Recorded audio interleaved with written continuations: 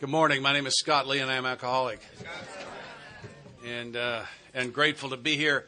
I'd like to say one more time, thanks to everyone who was involved. There's a lot of work goes putting one of these things on. And I'd like to say one more time, thank you so much to everyone who worked so hard to make this possible for us.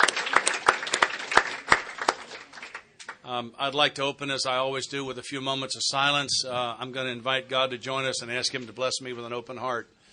And I'd like to have and also I'm going to remember Bart and his dad.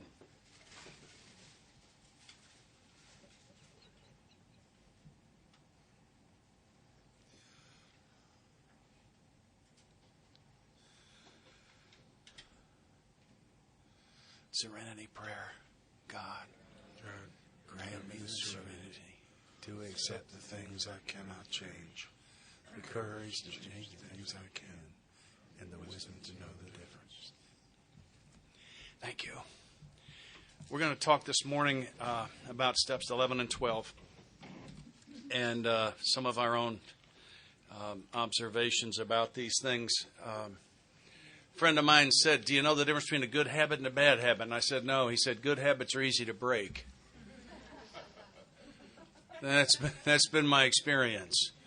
And so if I'm going to have good habits, I'm going to have to pay the price to have them. And I'm just going to we're just getting bits and pieces here, okay? We know we can't be thorough. We don't have the time, but we're going to do what we can do. It says, interestingly enough, here on page 86, it says, on awakening, about halfway down the page. I like to observe sometimes what it does not say. It does not say, after a shower and shave, 2 over easy and bacon, reading the front page, a half a pot of coffee, and a fight with her. It says, on awakening. And as I said last night, that's why I bought this watch, is it has the multiple alarms.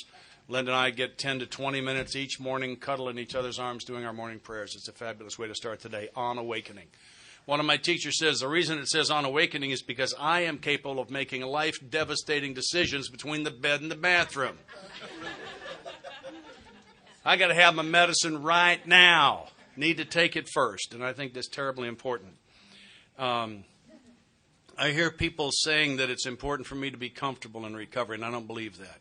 What's important is that I don't borrow pain from the past or the future. If I can reach far enough into the past or far enough into the future and find enough pain and drag it into today, I can make today so bad I can't stand it.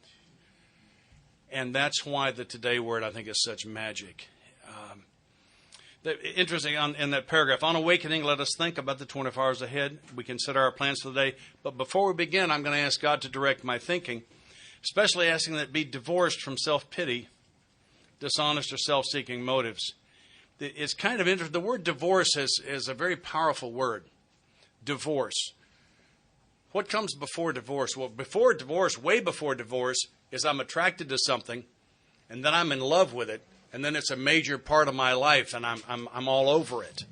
Right? I don't have to be divorced from things that I never was interested in anyway. And I have to look at the truth on that, and that self-pity, dishonest, and self-seeking motives, I must be divorced from, because I was in love with them for an awfully long time. I love the language in the text. I think there's such power in some of the language. And in the next paragraph, it says, we may not be able to determine which course to take. Here we ask God for inspiration, an intuitive thought or decision. We relax and take it easy. That is so important that on the facing page, in the last little paragraph, it says the same thing. As we go through the day, we pause when agitated, ask for the right thought or action. A fellow in my home group took that pause when agitated, and he took the first letters, PWA, and he made them his screensaver at work. This PWA is bouncing around, and a couple of the earthlings came up behind him one day, and I don't know what y'all, we call them earthlings or earth people. Anyway, the civilians came up and said, what's PWA? And he said, pause when agitated. They said, wow. They don't have their lives set on this, bet on this thing like we do. So I have to learn to pause when agitated. The short form of the steps sought through prayer and meditation, not achieved, but sought. Sought indicates that I simply took action. through prayer and meditation to improve our conscious contact. There's an implied promise, and it implies that if I have done these first 10 steps, I will have a conscious contact, because I can't improve something I don't have. So I will have a conscious contact of some kind if I get this far. With God as we understood Him, and my understanding continues to change. We talked about that some over breakfast. Praying only. Got into a discussion not too long ago with some very good friends of mine about individual words in the steps. And we picked out 3 that just scream at us, individual words. And this is one of them, only. That I have to get out of the business of trying to teach God or to be His coach, to tell Him what to do. And when I pray only for knowledge of His will and the power to carry that out, that's what that means. It means I'm not going to give Him direction anymore. I think God's will is the best deal there is. It's better than mine. The other 2 words that shouted us were the first word in the first step, we. I got to get out of the I business. And the third one was the word the in the 12th step. Having had a spiritual awakening is the result. Single promise we have, the result, not the result. Those are the ones that shouted at us. I had an experience years ago. My little business was doing pretty good, and I hired an assistant. And she was a very gentle, spiritual Christian woman. And we're multi-line manufacturers, reps, which means we represent a lot of companies to our little territory. So I got customers on one side and factories on the other, and we stand in the middle and try to keep them from killing each other. Is kind of what the job looks like. One of the factories that we represented a little better than a third of our total income. If we lose this one, we go down the pipe the same day. There was a woman at that one that was the pricing authority, which is the person I got to have. And Sheila and I were convinced that there was a broom in their parking lot somewhere. That we figured she'd been that way since that house fell on her sister, because something was wrong here. And she was just, and we were starting every day. Every rep I knew in the country was hating this woman. And Sheila and I were starting every day hating this woman, saying, I hope we don't have to deal with her today. God, did she hear what we're doing? And one morning, it was either a Monday or Tuesday, I think it was a Monday morning, as we start our day that way at 9 o'clock, Sheila says to me, hang on a minute. You and neither one of us believe what we're doing here is the right thing. We're running this woman down, and we need to stop that. And I said, you're exactly right. And what we decided to do was something that you're going to see in the meditation workshop. I'll give a little bit more detail on it, or Linda will when we get to that later today. But we decided to sit and send love to that woman for the first 5 minutes of our business day. We started doing that every morning. Later that week, that woman called our office to chat. We couldn't figure it out. She called our office to chat. A couple of months later, I went to Chicago to our national trade show.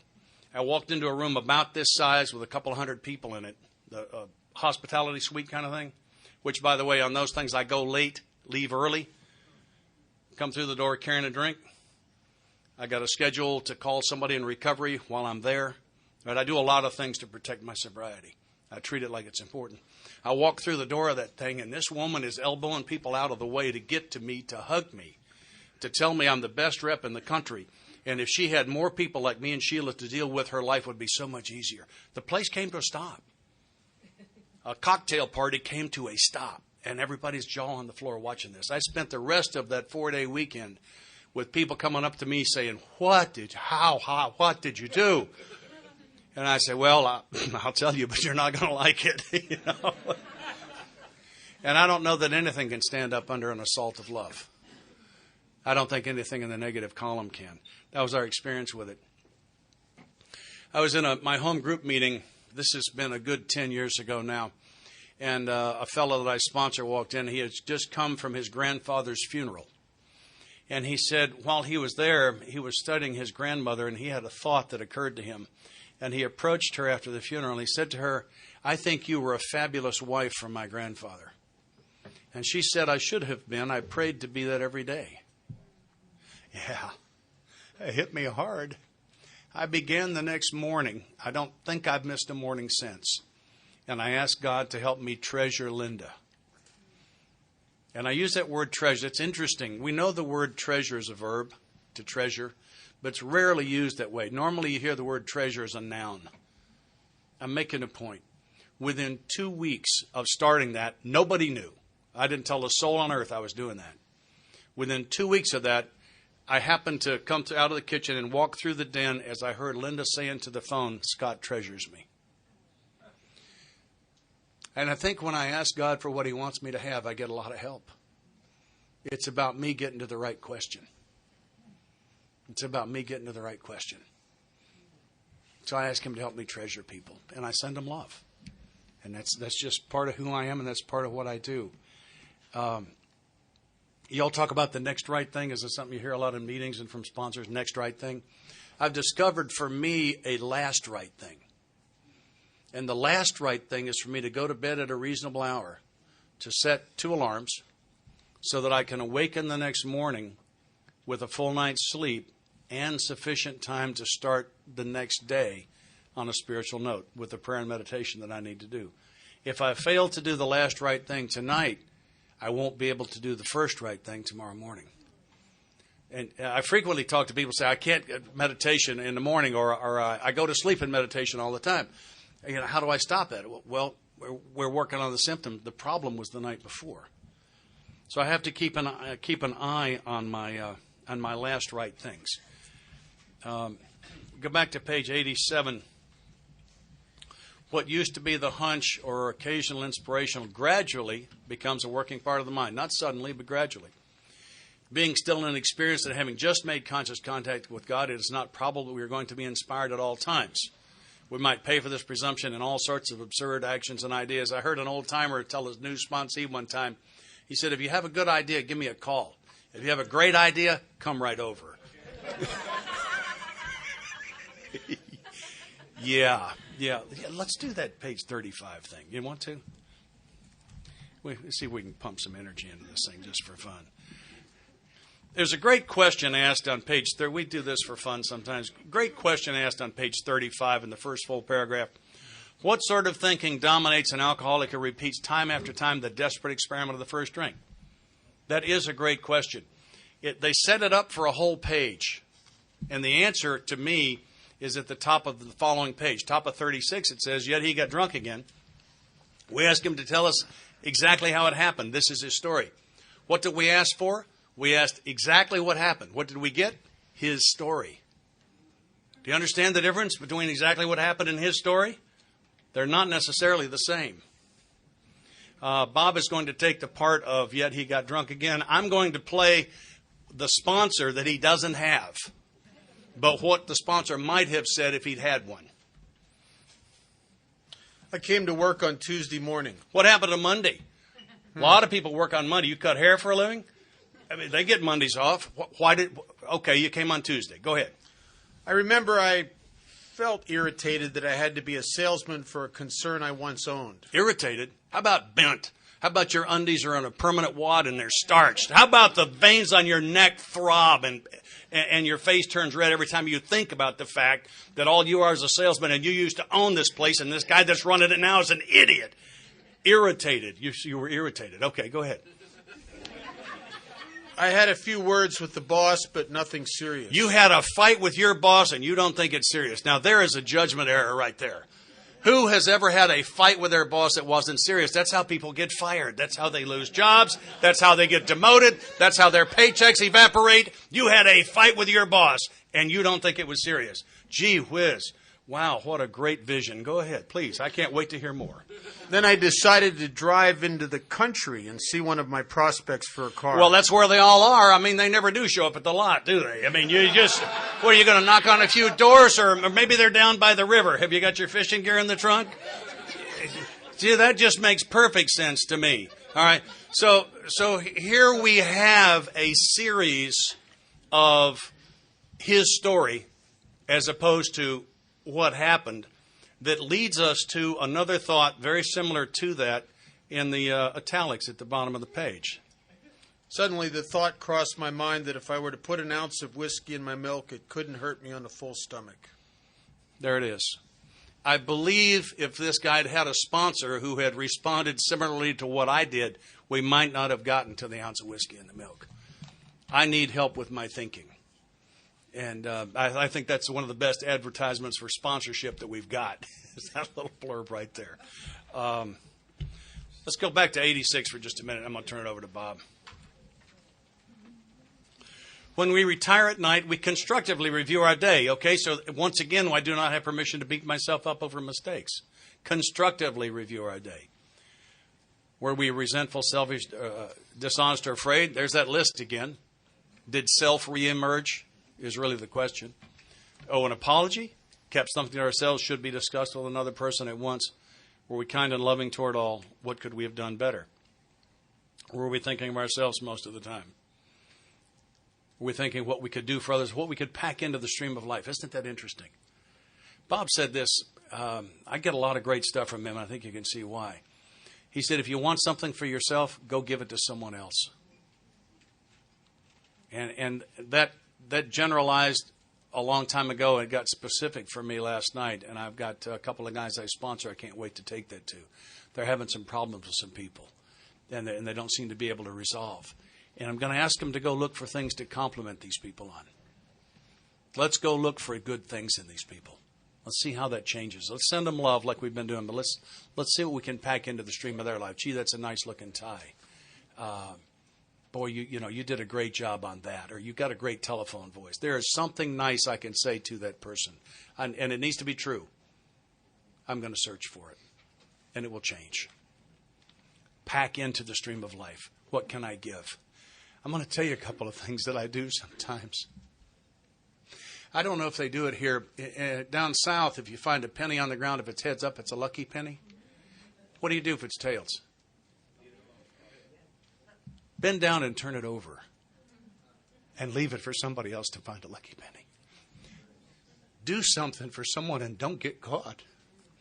That really good parking place you found in real close when it was raining, don't take it. Pass that and leave that for someone you'll never know. Your legs are in good shape. That rain isn't going to hurt you. Go park further out. See what happens to you when you take that level of, when I take that level of service into a day. I had one a couple of days ago. I hope I can remember it for a long time. I had one of those days where I was just blessed. My morning, I can't judge my relationship with God by how I feel. I learned that years ago. But I like it when I feel close. And I had one of those feel close days. And my morning meditation was great. And I was literally seeking chances to be of service. And I started out and found some early in the day. And you just can't believe the way the skies opened up and neat stuff fell on me all day long. I found some of the most fantastic, friendly, fun people to play with all day long. And it was because that's what I was looking for. And that's who I was being, was trying to be somebody of service. Pray about it is what I do. And just look for ways to be of service.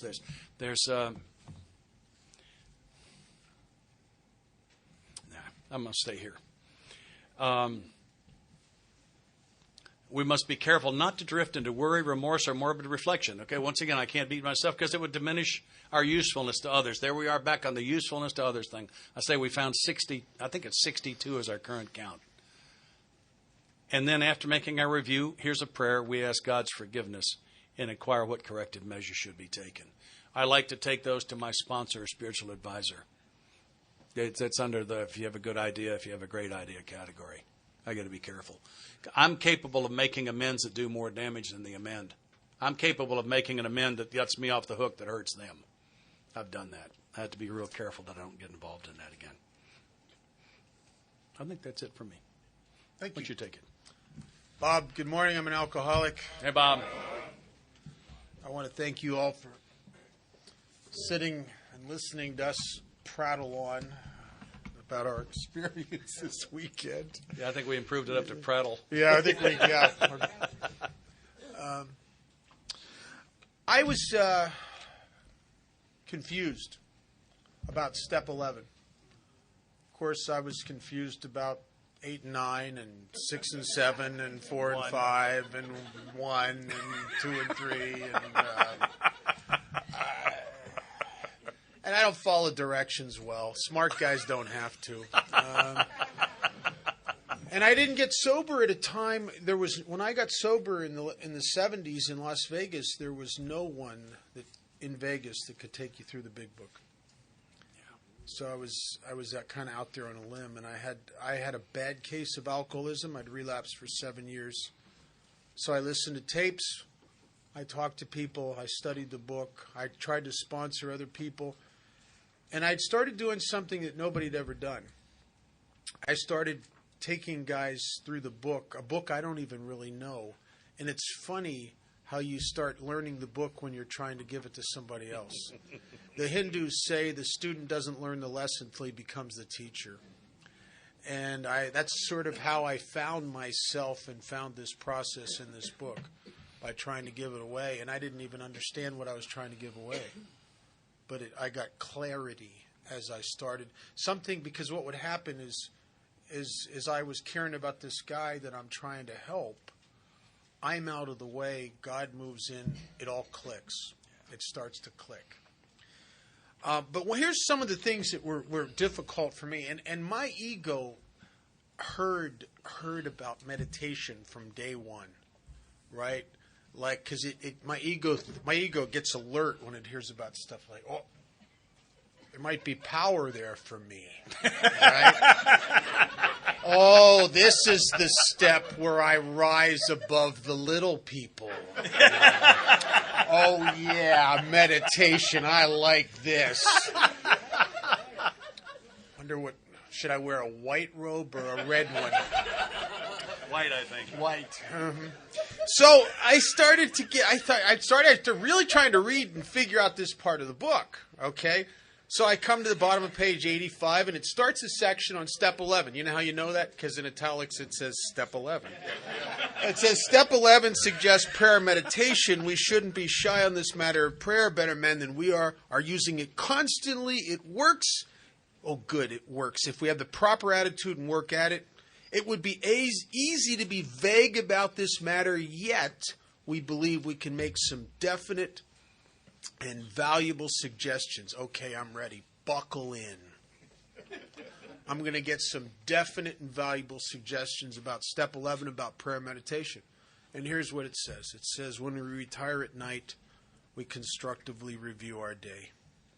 Were we resentful, selfish, dishonest, or afraid? And I'm reading this thinking, man, that ain't right. That ain't right. That's inventory. What's that doing here? Is that a misprint? Should that have been on the previous page? And I read further on down the page, and there's nothing in this from here to the end of the chapter that looks like meditation. There's a couple prayers. We ask God to direct our thinking. Then again, we ask God for inspiration. We ask especially for freedom from self-will. We may ask for ourselves, however, if others are helped. There's some prayers, but nothing that looks like meditation. And I know about meditation because I'm a smart guy. Smart guys know stuff, right? I went to TM. I had a mantra, for God's sakes. Don't tell me about meditation. I chanted in Namna Yoho Renge Kyo with the Buddhists, with SGI. I've done it all. I've done different types of yoga. And this doesn't match up with my preconceived notion of what it should be. And smart guys, consequently, can't observe, read, or listen to hear anything new. We can only look to see how we're already right. And so, consequently, I never took the direction on these couple pages. And what I did was a thing that a lot of people do. I started seeking other vehicles of meditation. And over the years, I did just about everything you could think of. For my first 17, probably, years of sobriety, I started doing out of the 12 by 12, the prayer of St. Francis, good prayer. Then I found another version of it I like better, the one that says, instead of a channel, make me an instrument. I like that even better. I got to the end of that rope, where that was just seemed to be shallow after a while, and I thought, I'll go to church, and I went to a couple churches, and I said the rosary for a while. I thought, well, hey, what the heck? It's very the Muslims do the beads, the Catholics do the beads. Maybe there's something in beads, right? The hippies did the beads. I had beads when I was a hippie, right? And we'll do the beads. I went back to the Buddhists for a while, and I like Buddhism. Started reading all kinds of spiritual literature. I did a meditation. I found a meditation that I sometimes use to this day. It's called I Am the Place, and it's a very centering thing. I am the place where God shines through. Him and I are one, not two. I need not worry, fret, or plan. He wants me where and as I am, and if I be relaxed and free, He carries out His plan through me. Used that for a long time, still use that sometimes today. I did all this stuff. And it's all good. The book says it's all good. At the bottom of page 87, the bottom of the last full paragraph, it says, be quick to see where religious people are right. Make use of what they have to offer. There's a whole world out there full of stuff. In addition to, not in substitution for. And that was the mistake I made. I never did what it talks about on page 86 and 87. And consequently, when I was about 17 or 18 years sober, I guess, somewhere in there, I know it was after 15 and not 20, a guy that I sponsored came up to me, and he was sober over 10 years. He was sober a long time, and he's asking me pointedly for concrete direction on what to do in step 11. Well, the problem is that I don't have a home run for him. I've done so many things that I don't really know what to tell him. Because there's nothing as definitive. I mean, it's all good, but there's not one thing where I can say, oh, this is it. And I don't get what to tell him. So there's a fallback position sponsors use. And if your sponsors use this, it's usually because he doesn't know. You say, well, do what it says in the book, because I don't really know what to tell him. Well, that SOB actually started doing what it said in the book, and in no time at all, he was doing better than I was. I don't like that. That's not good. And what is happening to him is he's reaping the emotional balance that occurs when you've pushed yourself out of the way and you're better carrying out the decision you made in step 3, which is the point of step 11 and 12, and 10, 11, and 12. It's not to hone myself into such a state of spiritual perfection I glow in the dark. Right? The ego wants to use meditation to be up here. The way the book's designed, it's to bring me right here. Right with you where my fellow travelers are, so I can maximize my usefulness. Remember, in step 3, we took a stance of self-abandonment. When I said to my father, I said, here, take me for you to build with me and you to do with me as you will. I don't get a vote. I'm advocating my opinion, my judgment, whatever. I'll take whatever you give me. I'm out of the this is good, this is bad business. That's the position I'm trying to take. Now, I'm asking him to relieve me of the bondage of self because I can't, it's hard for me to take that kind of position. And I'm doing all of that not for my own self-enhancement. I'm doing that all for one reason and one reason only, so that victory over these difficulties with the bondage of self would put me in a position where I can bear witness to those I'm going to help of His power, His love, and His way of life. It is all to put me in a position to help others, period. It's not for self-enhancement. There's nothing in Alcoholics Anonymous that's self-grandizing, matter of fact, we're moving away from self. We're moving away. That's the point.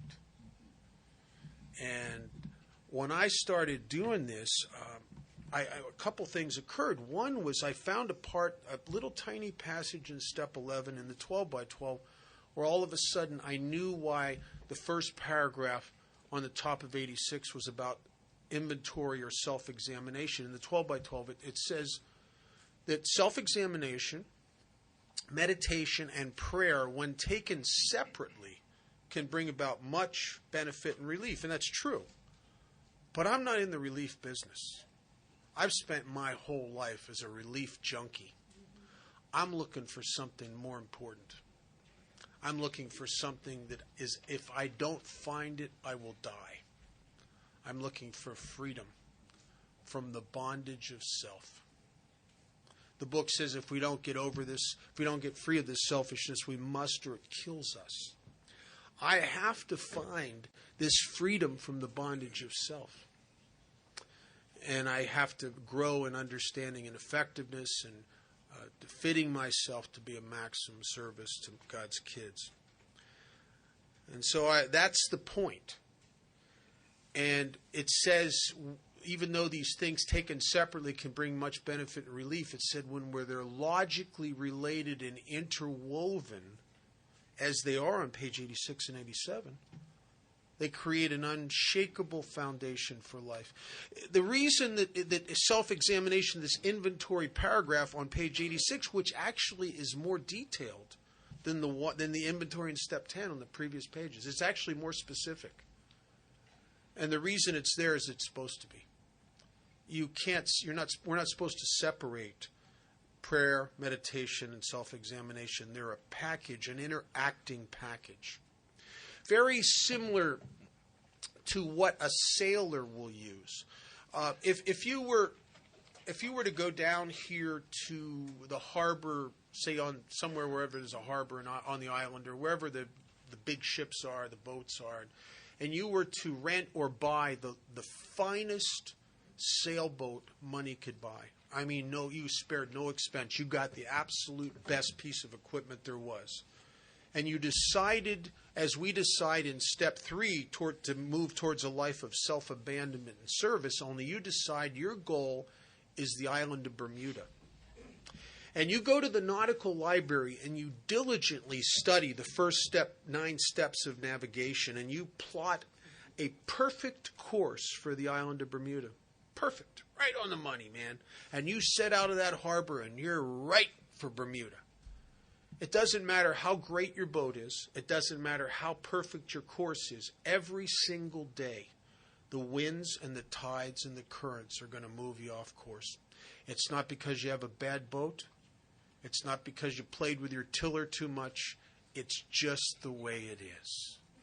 And if you're a sailor, you must take an examination of where you are every single day so that you can realign yourself to the destination every day. So tomorrow you're going to find yourself off course again. Of course you are. The clamoring of self is constant, it's consistent, and it's ever present. It is as present as God. It never goes away. So that I can reset my course back to the destination, to fall off, to reset. That's why this is a chronic spiritual malady rather than an acute spiritual. If it was an acute spiritual malady, I'd never leave the course for Bermuda. I'd just realize I was over here, I'd go like that, and I'd just stay there. But chronic means it's constant readjustment, constant readjustment. And we see people in Alcoholics Anonymous that are deluded by the clamoring of the ego that we've arrived, we're good to go now, we're comfortable, we don't have to keep doing it. My sponsor, he's not really that bright. This service thing, God, I've done a lot of that, for God's sakes. Is there no end to my goodness? Don't really need to do that as much. We start compromising. Step 10 and 11. I mean, if I ever was wrong, I would admit it. But the chances are slim now.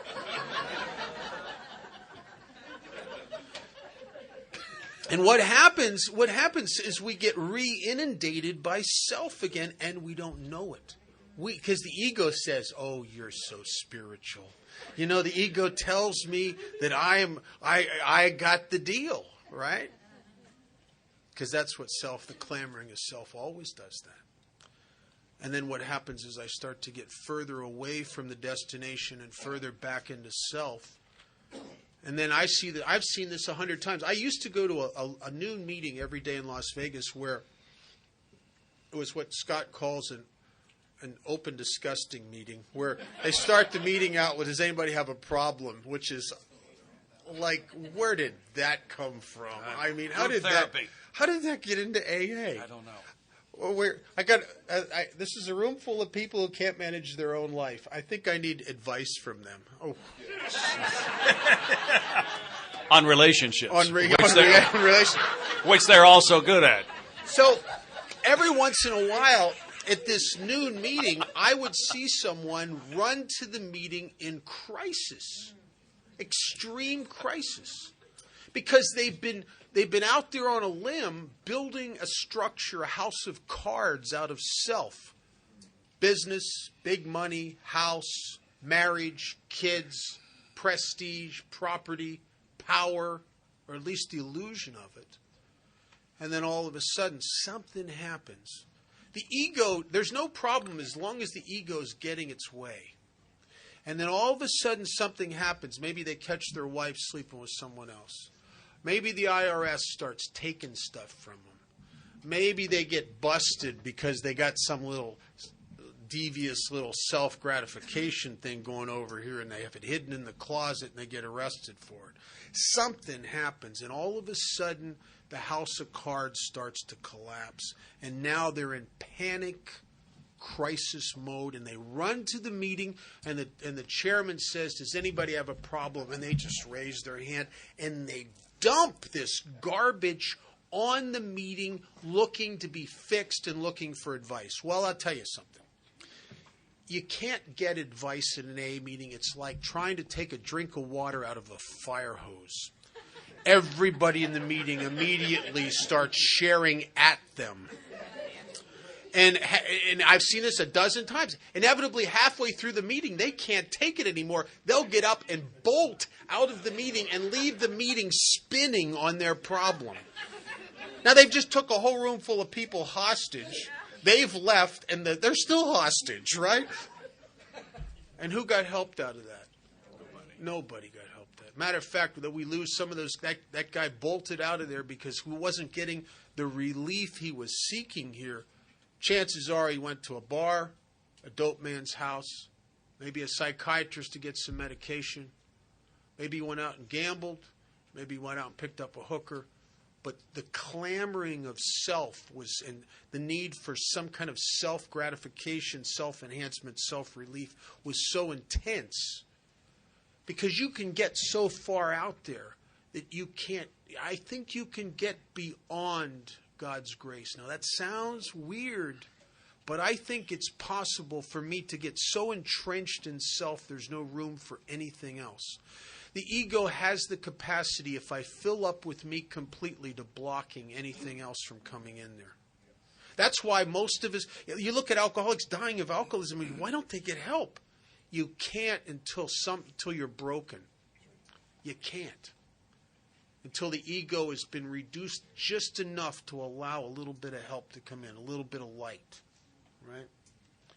These guys, we lose these guys, and the alcoholic mind and the ego will always justify itself. So you think you're going to the Bermuda on the boat, and you start seeing chunks of ice floating by with penguins on them. Now you have to explain to yourself, do you know They have penguins on Bermuda. They really do. You know, it's a new thing they got now. It's they're on a geographical. They're on a right. Yeah. They've. How often we justify? We start telling you got to tell yourself that little story about how this isn't wrong. This is fine, right? And we get so far out there we can't get back. One of the questions daily that I love, and it always sometimes it kind of sticks in my craw a little bit. It says, were we kind and loving towards all? All? I'm kind and loving to the ones that deserve kind and loving.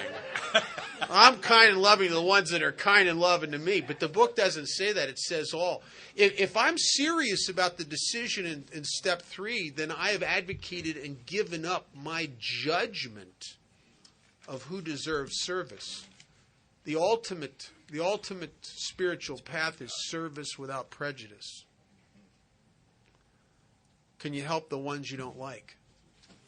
Can you be loving and kind towards the ones that ain't doing it right? What about can you be loving and kind towards the people in AA that don't have much of a program? Can you be kind and loving towards all? This is a big deal. This is a stretch for guys like me.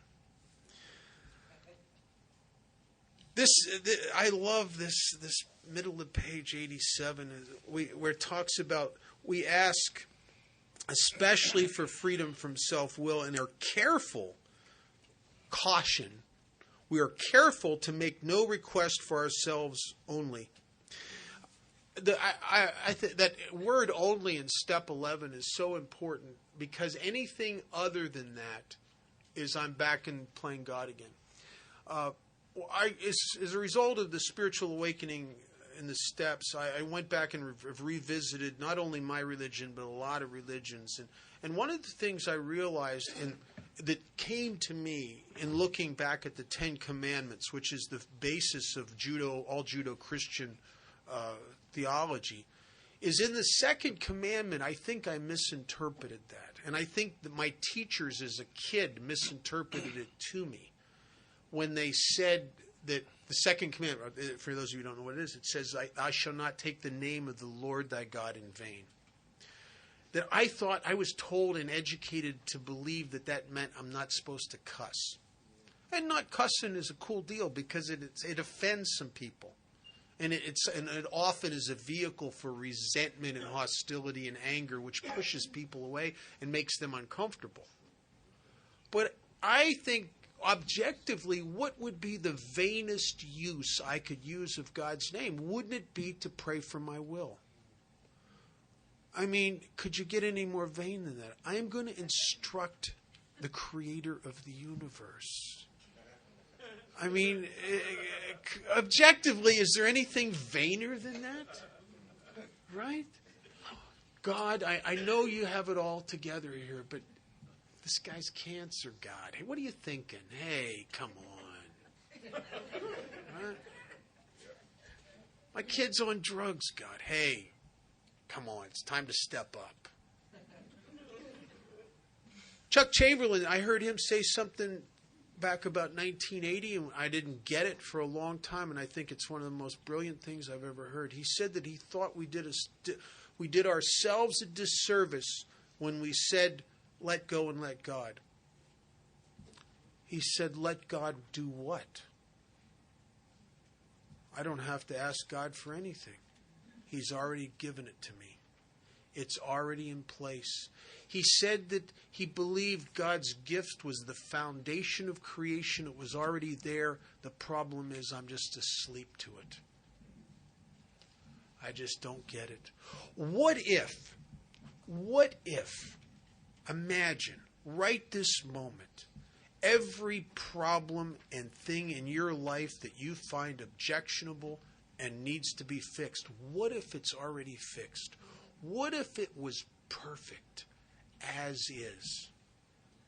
What if the problem isn't really what's going on? The problem is your ego's judgment of it that is making you crazy.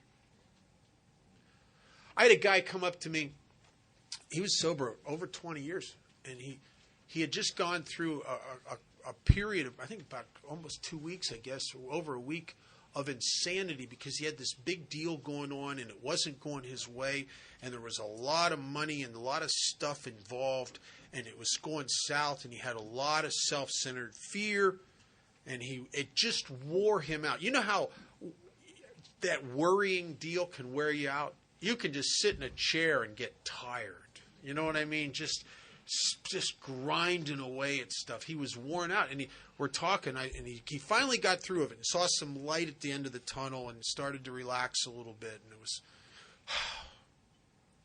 and we're talking about it, and I said, that was a tough, he's telling me it was a tough week. I said, tough week, wasn't it? Yeah, it was a tough week. He said, that's really a horrible feeling, that fear and anxiety of not getting your way. He said, man, I'm telling you. He says, I hate that. I said, you're sober over 20 years now. I think maybe you're ready for the secret. He said, secret? What secret?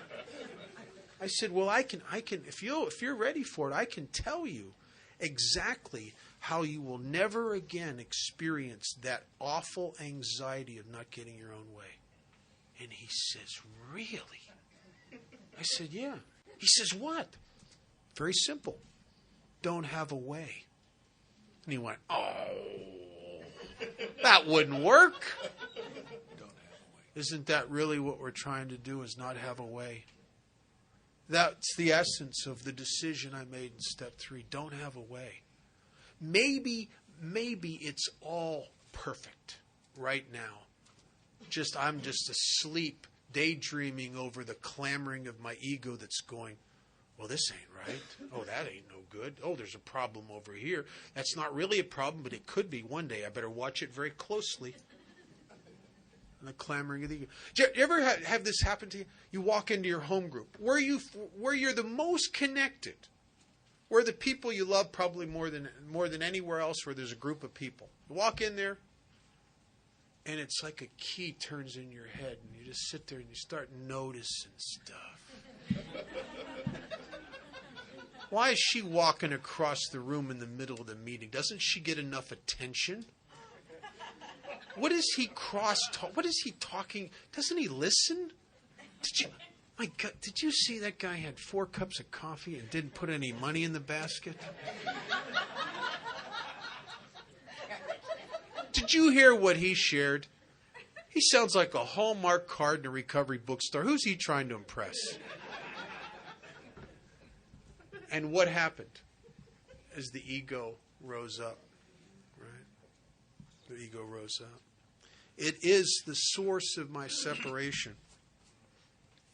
It is the thing that blocks me from God and from everything that God would do and work in my life. Sometimes I suspect that practicing the presence of God is more about practicing the absence of self. There's an old American Indian story about this young brave who goes to the old shaman in the tribe, and he says to the old man, old man, I have a problem. He says, I don't understand what goes on with me, but some days I feel a sense of community with the tribe. I run with the braves. I help the old women.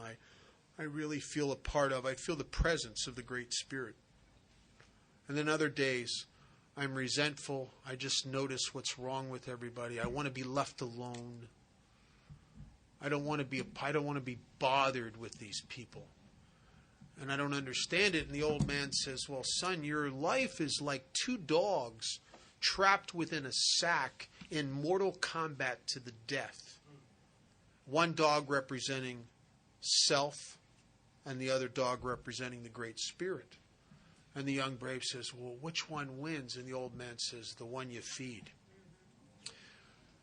The inherent problem in chronic spiritual malady of alcoholism is that I always, on first inclination, will feed the wrong dog. It's not because I'm stupid. It's not because I'm a bad guy. It's just the natural course of having this sickness or illness of my spirit. My sponsor calls it a disease of perception. When I am really in a bad spot spiritually, going to the detox and spending 2 hours with a guy who's coming off a drunk who's in really bad shape does not seem as interesting as buying a new car. Or going where I'm going to get some pats on the back. The clamoring of self is for self-grandizement. It's for self-gratification. It's for self. And yet, we all know that doesn't work. Because no matter what the juice is, the pump we get from that gratification of ego, it's the time. It's almost as if my spirit and my self or ego are on a teeter-totter, diametrically opposed to each other. And when I am in good spiritual shape, I've been maintaining my spiritual condition, my ego is down and my spirit is up. And on those days, everything's good. On those days, I'm not a judgmental guy. On those days, I come to Alcoholics Anonymous and I see myself in all of you. I feel a sense of community. We're all in the same boat here. Not perfect, but we're all really doing good. I feel close to you. I don't need any props. I don't need any attention. How I look is how I look. It's all good. There's just a perfect rightness. I have received and am holding the gift of God, which as it is now. When I'm not maintaining my spiritual condition, the ego is able to rise up to compensate for the vacancy in my heart. And at that time, that's when I start noticing what's wrong with people. That's when I'm the most judgmental, as if the ego wants to tear you down to grandize me. That's why gossip. I know people in Alcoholics Anonymous that are addicted to gossip. It's one of the number one tools of the ego, because when you're telling someone information about someone else, there's an illusion of power. I got the knowledge. I got the juice. I'm somebody because I know about this person. You need to hear what I got the power here. It's the good dope syndrome. I got the good stuff here. Sometimes people do that with the big book. They study the big book diligently because I got the good stuff here. But the big book is not the power. The big book's the roadmap to the power. This is not a 12-step, New Age 12-step religion. It's a process designed to push me out of the way. And when that happens, God shows up. It's like those holograms that you look at, and they look like Rorschachs. You can't see what they are, and then all of a sudden, when you're out of the way, it's just all of a sudden. When you've practiced the absence of self, the presence of God materializes. He just shows up. And that's why there's not a lot of information in Alcoholics Anonymous about God, but there's a whole lot of information in here about getting free of self. Chuck Chamberlain used to say, God deplores a vacuum. You get out of the way, you don't have to find God. Just get out of the way. He'll show up. He'll show up in your life. That's why the 12th step is so important in Alcoholics Anonymous. That it is the primary vehicle to relieve us of the bondage of self. Primary. Without it, there's not enough meditation, and there's not enough prayer, and there's not enough spiritual literature to overcome self. Without certain other-centered versus self-centered actions. It's the only thing left. It's the spiritual default position is to help others.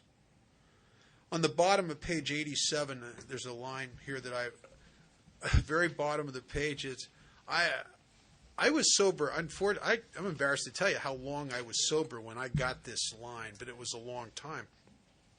And I'm reading it one day, and it says, we constantly remind ourselves we're no longer running the show. And I thought, well, God, why would they say constantly? And it was like a light when I thought, oh my God, because I'm constantly trying to run the show. I'm constantly falling back to the I know guy, falling back to the gratification of the ego, the trying to get my way. It's my default. It's the illness's default position. And that's why I must constantly remind myself I'm no longer running the show. I think the ego gets smart.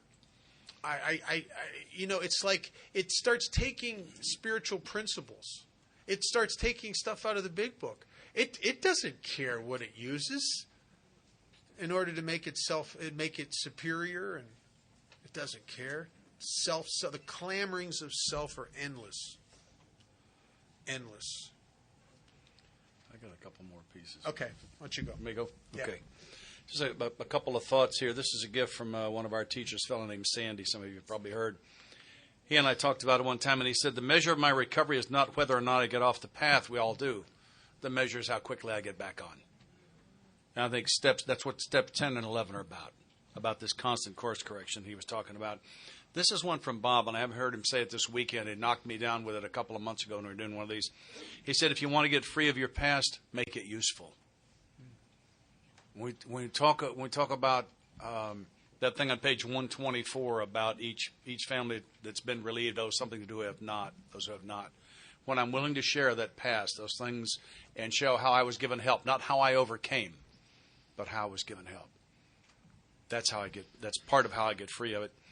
I quit when I was sober 2 years. I stopped praying for God's guidance. I had been doing it diligently.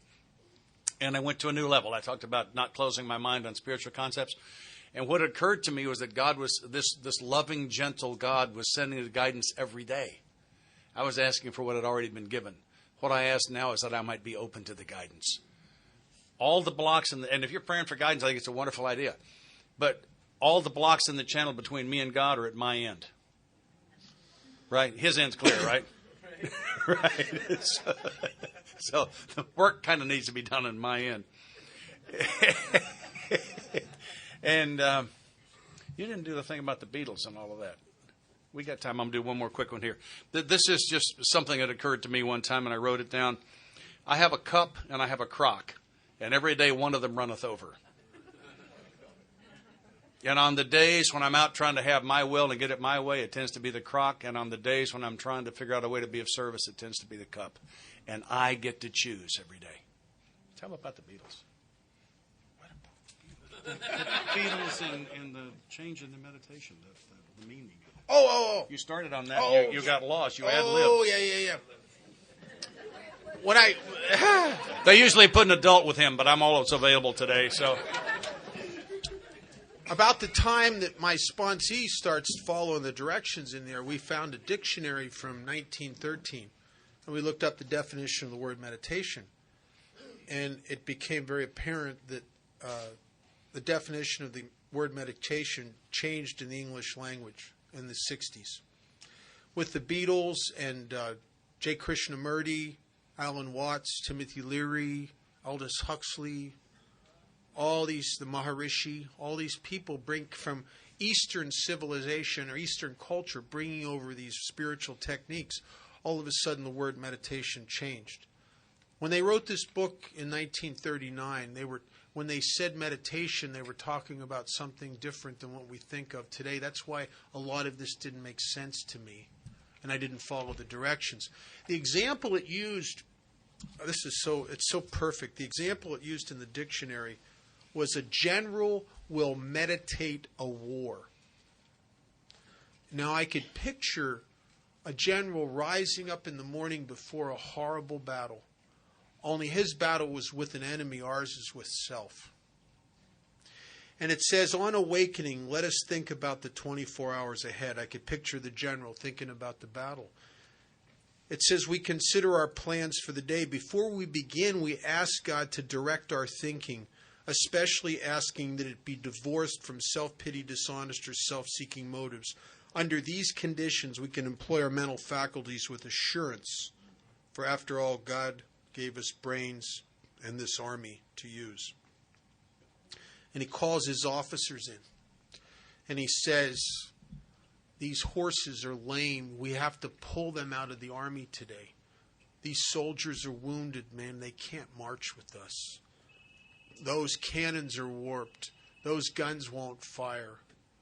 Only in our case, we're looking at aspects of self. Because they didn't work yesterday, they didn't work the day before, and they ain't going to work today.